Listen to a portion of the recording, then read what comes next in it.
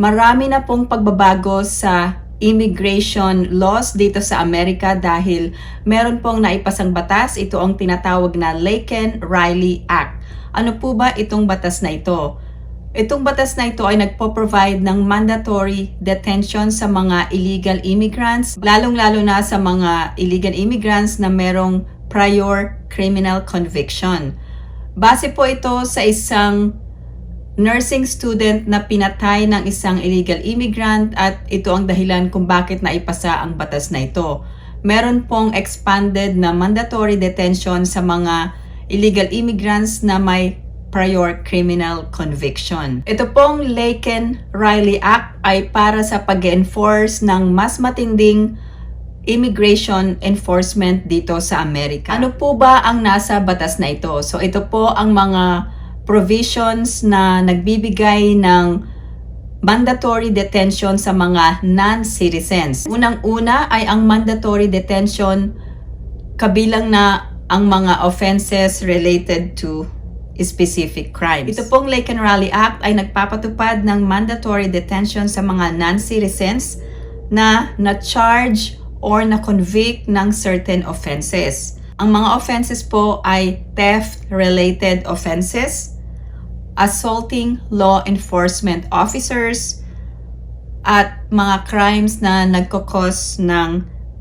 or crimes causing serious bodily injury or death, including DUI related fatalities. Mag-ingat po ang mga non-citizens kasama na ang mga legal permanent resident. Kung ikaw ay na-charge or na-convict ng mga offenses na ito, ay magkakaroon ka ng mandatory detention. Kung ikaw ay isang legal permanent resident, visa holder, or asylum seeker, pwede kang magkaroon ng mandatory detention base sa mga offenses na ito. So mag-ingat po ang mga non-citizens. Ang pangalawang importanteng provision dito sa Laken-Riley Act ay ang pag-eliminate ng bond.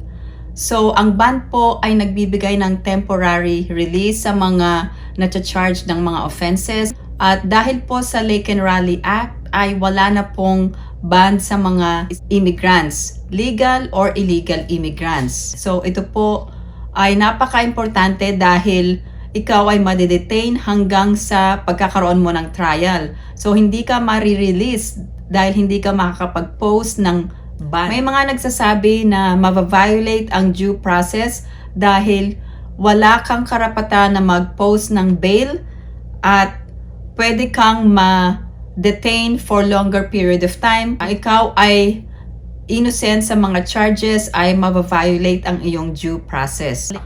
Ang pangatlong importanteng provision dito sa Laken-Riley Act ay ang expanded na kapangyarihan ng federal government or expanded powers of the federal government. So what does it mean po? Yung mga states ay pwedeng kasuhan or isue ang Department of Homeland Security kung hindi na-enforce ang immigration. Ano po ang epekto ng Laken-Riley Act sa mga legal immigrants or legal permanent residents? Mag-ingat ang mga lawful permanent residents or green card holders dahil may mga certain offenses na pwede kang ma-detain kahit na ikaw ay na-charge lamang at wala pang criminal conviction, or kung meron kang criminal conviction, pwede kang ma-detain at ma-deport. Ikaw ay isang visa holder, pwedeng ma-revoke ang iyong visa dahil sa mga provisions na nakalagay dito sa Laken-Riley Act. So, ibig sabihin, kung meron kang arrest, ito ay pwedeng mag-trigger ng iyong visa revocation. So, mag-ingat kung ikaw ay magko-commit ng crime dahil kung pasok po ang crime na ito or na-charge ka sa mga certain offenses, pwedeng ma-revoke ang inyong visa at ikaw ay pwedeng ma-deport immediately. Ganon din ang epekto sa mga asylum seekers at mga refugees dito sa Amerika.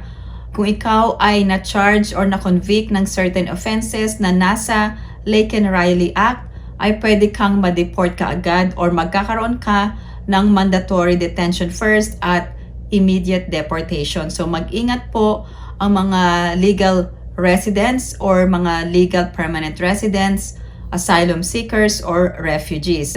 Kung ikaw ay isang green card holder dito sa Amerika, kailangan ay malinis ang iyong record. Kadalasan ay mga theft offenses at mga misdemeanor ang dahilan kung bakit pwedeng ma-deport ang isang legal permanent resident.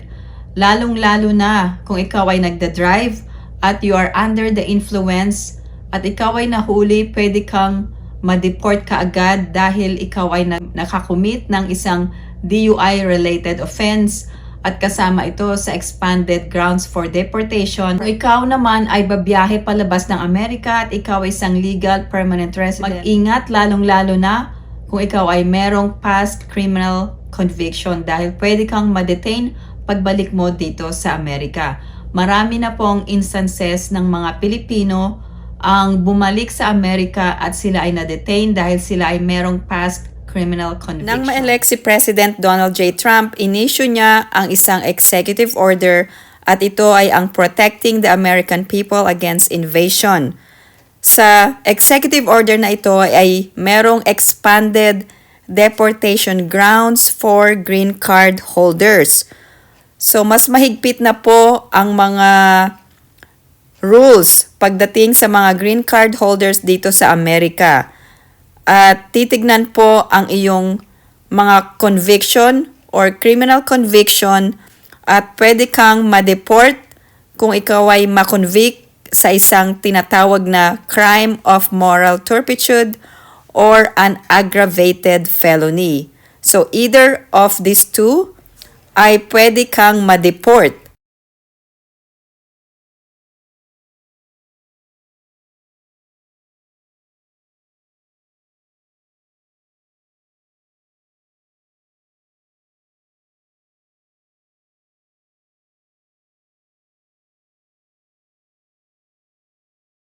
Mga halimbawa ng crimes of moral turpitude ay assault, failure to register, falsification of documents, misrepresentations, marriage fraud, smuggling, drug abuse, domestic violence, and driving under the influence. Yung crime of moral turpitude po ay kung nakomit ito during the first 5 years after admission to the US or kung dalawa or more na krimen of moral turpitude are committed. Kahit ang crime ay hindi kasama sa the same na criminal conduct, anytime after admission ay pwede pong maging dahilan para sa deportation. So karamihan po ng green card holder na nandito sa Amerika, ang mga deportable offense ay andito po sa tinatawag na crime of moral turpitude.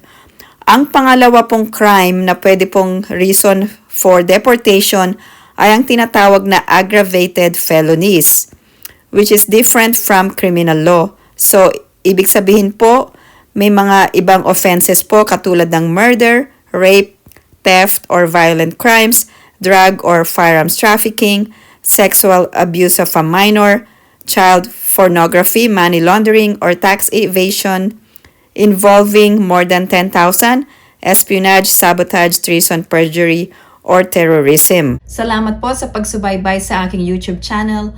I hope everyone is staying safe and have a great day.